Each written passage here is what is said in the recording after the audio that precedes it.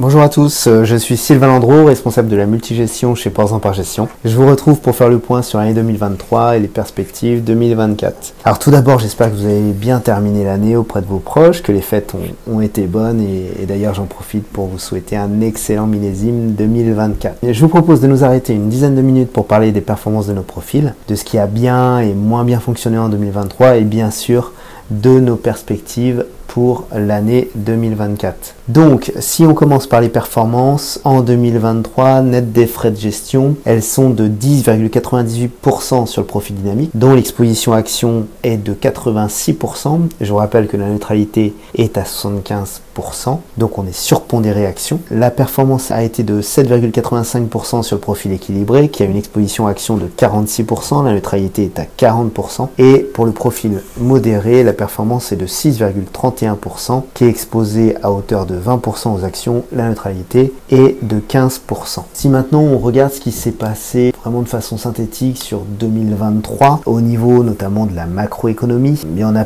pu constater que début 2023, on anticipait une récession économique, mais qu'au final, on a eu un rallye sur le marché des actions. Il y a eu des premiers signaux effectivement fin d'année 22, début 23 sur les enquêtes ISM et PMI qui annonçaient une contraction à venir de l'économie pour l'année 2023. Et on a assisté à un rallye sur le marché des actions comme le S&P 500 ou aussi l'Eurostoxx qui ont atteint des nouveaux sommets malgré ces préoccupations économiques. Quelques chiffres, en janvier 23, le consensus prévoyait un PIB en contraction, donc une décroissance de l'Union européenne de 0,1% et une timide croissance de 0,3% pour les US. Finalement, on devrait atterrir à une croissance de 0,5% pour l'UE et donc pas une décroissance et de 2,4% pour les US, donc soit un différentiel de plus de 2% pour les US entre les attentes de début d'année et l'atterrissage pour l'année entière de 2023. Donc les investisseurs ont été rassurés par cette amélioration de l'environnement économique qui s'est constatée à partir de février, c'est-à-dire que le point bas des attentes était en février 2023. Autre facteur d'incertitude sur 2023, c'est l'inflation. Là aussi, les surprises ont plutôt été bonnes tout au long de l'année, car la politique restrictive des banques centrales et les effets de base ont permis un retour rapide sur des niveaux presque normatifs en fin d'année, sans pour autant casser la croissance économique. Les anticipations de baisse de taux pour 2024 ont même atteint un paroxysme en décembre dernier, permettant un rallye de fin d'année pour les obligations. Il y a eu par exemple une baisse de 120 points de base du taux 10 ans US et de 110 points de base du taux allemand entre octobre et décembre dernier. Si maintenant on revient spécifiquement sur nos performances et aussi bien sûr le plus intéressant sur les perspectives 2024, eh bien pour 2023 il y a une surperformance des actions versus autres classes d'actifs. Ça a eu un impact positif pour nos portefeuilles en 2023. Même si on a pris le parti de réduire progressivement notre exposition à actions sur nos portefeuilles, face notamment à des incertitudes économiques et à des primes de risque plus faibles sur les actions versus autres classes d'actifs, on a remonté progressivement en fait cette exposition vers les obligations qui offrait à nouveau un portage intéressant. Et donc même si on a réduit cette partie action, on a quand même toujours eu une surpondération action dans nos portefeuilles, qui est la classe d'actifs qui a le mieux performé pour 2023. Fin novembre, on a renforcé nos portefeuilles aux actions, de 6% pour le profil équilibré, et donc cette exposition est aujourd'hui effectivement à surpondérer les actions. C'est nos perspectives pour 2024, et notamment puisque la baisse massive de l'inflation pour nous sera un soutien pour cette classe d'actifs. Autre point de performance, la surperformance des valeurs de croissance et la sous-performance de la value, notamment aux US. Ça a un impact plutôt négatif pour nos portefeuilles. On avait une pondération majoritairement value sur la zone US, puisque on avait anticipé des remontées de taux, notamment pour combattre l'inflation. Donc ça s'est réalisé, mais ça n'a pas eu l'effet escompté sur les styles, pour deux raisons.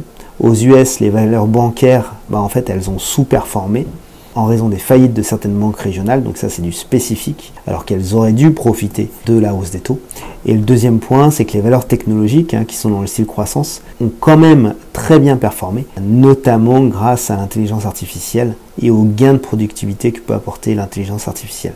Donc dans ces conditions, en fait, on a modifié nos allocations début juillet 23, puis à nouveau fin novembre dernier, pour renforcer ces valeurs dans les portefeuilles, et notamment ce qu'on appelle les 7 fantastiques, Apple, Google, Microsoft, Amazon, Tesla, Meta Nvidia. Et on est positif sur ces valeurs et sur les valeurs de croissance pour 2024. On peut voir que c'est notamment ces 7 fantastiques qui ont très bien terminé l'année. Il suffit de regarder en fait le S&P 500 classique par rapport au S&P 500 à pondération équivalente des 500 valeurs. Il y en a un, le premier, le S&P 500, ces 7 fantastiques représentent 27% de l'indice. Dans l'autre, 1,4% de l'indice. Et le S&P 500 a surperformé de 12,5 le S&P 500 Equal Weight en 2023. Autre élément, les small caps en Europe. Donc c'était une de nos convictions 2023 qui n'a pas payé.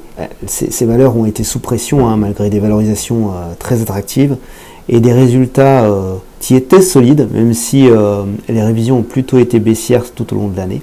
Et donc pour illustrer le propos de la valorisation, il suffit de regarder ce qui s'est passé au niveau des OPA, où il y a eu des primes assez élevées, de l'ordre de 35%, démontrant que le marché reconnaît une sous-évaluation. Ces primes sont un signal clair pour les investisseurs avisés. Elles sont donc délaissées actuellement, elles ne parviennent pas à combler l'écart de performance avec les grandes valeurs. Et nous, pour 2024, on poursuit cette conviction. On reste sur une surpondération des small caps Europe dans les portefeuilles, puisqu'elle nous semble largement délaissée, sous-pondérée par les investisseurs. Donc on maintient cette conviction. Sur les small caps US qui nous ont impacté négativement en 2023, on avait des positions qu'on a soldées. Là, on tient un discours différent. On ne souhaite pas revenir sur cette position pour l'instant. Les préoccupations macroéconomiques qu'on a pu voir en 2023, même si ça s'est amélioré, elles ont eu des effets négatifs sur la classe d'actifs et pour l'instant, pour nous, il est trop tôt pour y revenir.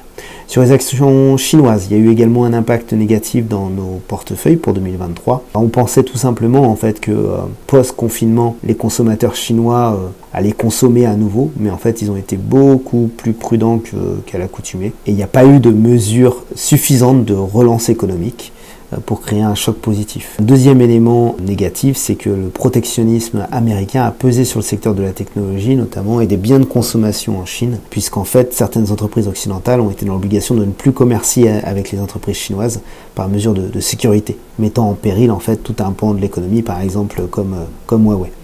Dans ces conditions, les investisseurs étrangers ils se font de plus en plus rares et malgré une valorisation toujours attractive, on a préféré céder nos positions et on n'y revient pas aujourd'hui. Au niveau de la sélection des fonds, ce qu'on appelle le fonds picking, globalement on a pu constater que certains fonds qu'on avait sélectionnés ont sous-performé leur indice de référence. Je peux en citer 3. Un fonds obligataire, le EDR Bond Allocation, qui sous-performe son indice de 1,37%, mais qui a quand même rattrapé une grande partie de son retard sur la fin d'année. Et il y a également le fonds Ports par opportunité ISR, qui accuse un retard de 6,66% par rapport à l'Eurostoxx. Et enfin le BlackRock Euro Markets, qui sous-performe son indice MSCI EMU de 3,5%.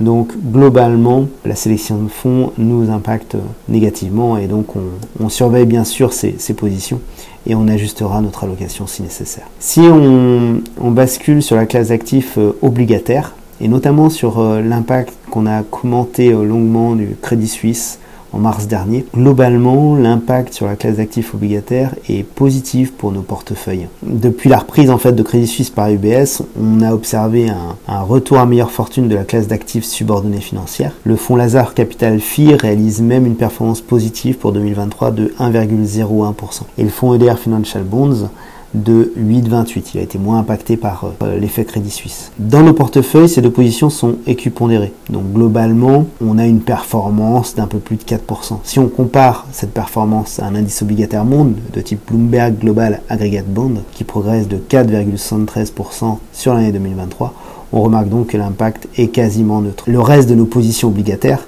contribue positivement à la performance. Il y a le fonds notamment M&G Optimum Income qui progresse de 10,22% sur l'année. Donc globalement, notre allocation obligataire nous profite. Alors toutefois, comme on a mentionné précédemment, vu qu'on a allégé plutôt les actions pour aller vers les obligations, eh bien ça constitue un manque à gagner puisque globalement les actions ont fait mieux que les obligations en 2023. Par contre, dans le même temps, on a aussi réduit fortement la gestion alternative au profit des obligations. Ça reste dans nos convictions, nos choix pour 2024, c'est-à-dire qu'on est positif obligation versus alternatif, plus de portage, plus d'attractivité, mais négatif obligation versus action. On estime que le potentiel action sera plus important. Au niveau des rendements annuels sur nos positions, elles sont entre 3 et 9% en fonction des fonds, du risque de crédit, de duration, etc.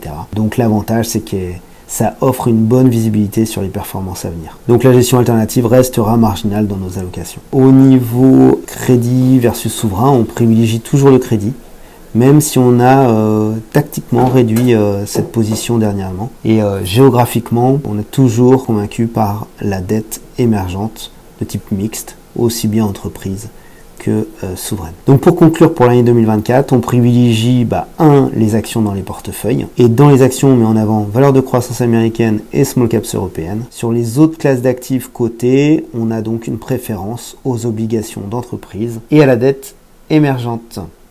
Je vous donne maintenant rendez-vous en avril pour faire le point sur ce premier trimestre 2024, voir si nos convictions sur l'année 2024 se reflètent être payantes.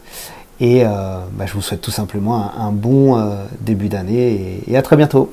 Au revoir. Ce podcast réalisé par Ports en Part Gestion est à destination d'une clientèle professionnelle. Il a été enregistré uniquement à titre d'information et ne constitue donc pas une incitation à investir ni un document contractuel. Les opinions émises dans ce podcast reflètent un jugement au jour de son enregistrement et sont donc susceptibles d'être modifiées à tout moment sans préavis. Les données chiffrées utilisées par Ports en Part Gestion proviennent de sources qu'elle estime fiables. Toutefois, Ports en Part Gestion ne saurait être tenu responsable de toute décision prise ou non sur la base d'une information contenue dans ce document, ni de l'utilisation qui pourrait en être faite par un tiers. Pour plus d'informations, connectez-vous sur www.portsenpartgestion.fr. Merci